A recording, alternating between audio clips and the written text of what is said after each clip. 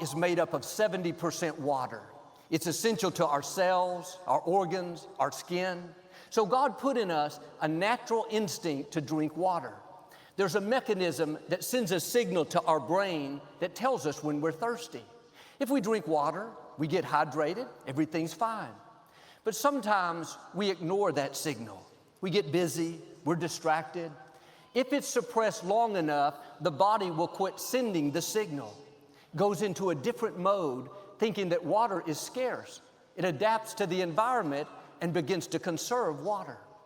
A leading expert said that most of the clients he sees are chronically dehydrated. When he asks why they don't drink water, the common response is, "I'm not thirsty." Now, I believe the natural parallels the spiritual. God created us to be thirsty. He put dreams in our hearts. He's given us goals to pursue. Even when we're in difficulties, there's something telling us that we're supposed to overcome. But when we've gone through disappointments, taking longer than we thought, we didn't get the promotion, pandemic hit, threw things off, it's easy to lose our thirst.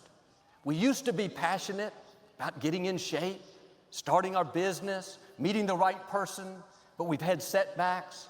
The door didn't open. Now we've settled where we are, thinking it's not meant to be. But God didn't create you to live in mediocrity. Just go through the motions of life, no passion. You have to get thirsty again. Just because the dream hasn't come to pass doesn't mean it's not going to happen. Just because you haven't met the right person yet doesn't mean they're not on the way. Just because the medical report hasn't improved doesn't mean that healing is not en route. But there is a condition. Psalm 107 says, God satisfies the thirsty soul with good things. If you're going to see good things, healing, breakthroughs, favor, you have to stay thirsty. Keep believing for your dreams. Keep expecting new doors to open. Keep declaring favor over your children. Keep speaking promises over your health. God didn't put a dream in your heart that He can't bring to pass. There's not a problem that you're in that He can't bring you out of. The question is, are you thirsty? Isaiah said, God is longing to be good to the people who are looking for His goodness. Are you looking for God's goodness? Are you expecting favor, believing to rise higher, to accomplish what He put in your heart? God meets you at the level of your expectations. If you expect nothing, you're going to receive nothing. But when you're thirsty, when you say, God, I don't see how, but I know you can do exceedingly, abundantly above all I can ask or think. The medical report doesn't look good, but I know you're Jehovah Rapha, the Lord my healer.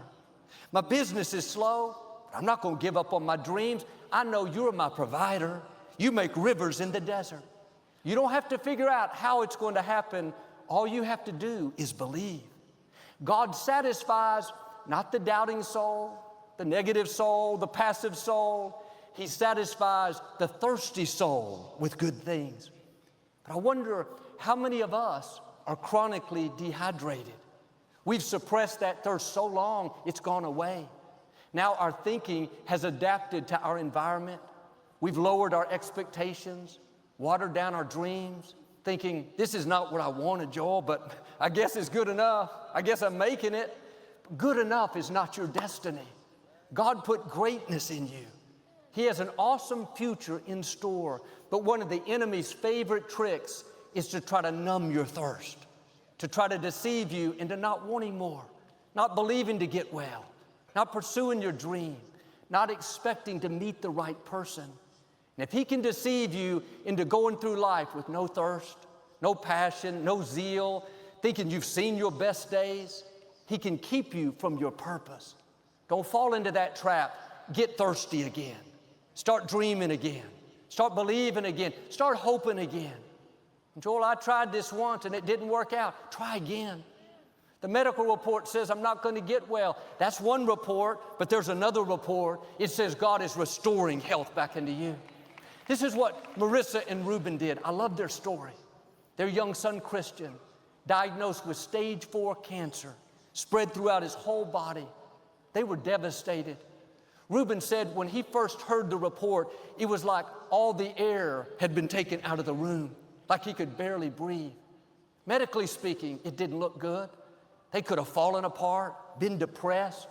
There were plenty of opportunities to suppress what they believed, but they understood this principle. They stayed thirsty. When they could have been complaining, talking about how bad it was, they were singing songs of praise. We're going to see a victory. The weapon may be formed, but we have good news. It's not going to prosper. They weren't talking about how big the problem was. They're talking about how big our God is. When you're thirsty, angels go to work. When you're thirsty, miracles are set in motion. When you're thirsty, God will make things happen that you can't make happen. Christian took the treatment. 10 weeks later, the doctors told them they can't explain it, they don't understand it, but there's no cancer in Christian's body.